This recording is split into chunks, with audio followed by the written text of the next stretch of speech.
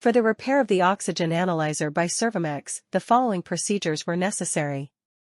Replacement of various electronic components and general cleanup of the unit. For testing we use 220V AC power supply, a multimeter, a flow meter, a pressurized air and a nitrogen 0.1%. We begin the calibration process with oxygen. After the analyzer has been running for about 1 hour to warm up, we set a low air pressure at the input of one of the flow meters.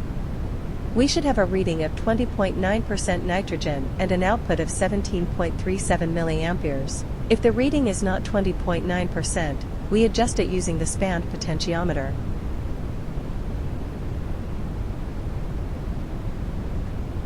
Next, we introduce nitrogen at the analyzer's input.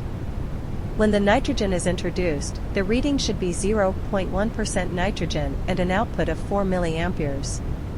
If the reading is not correct, we adjust it using the zero potentiometer. Once these adjustments are made, the analyzer is ready for operation and has been properly calibrated.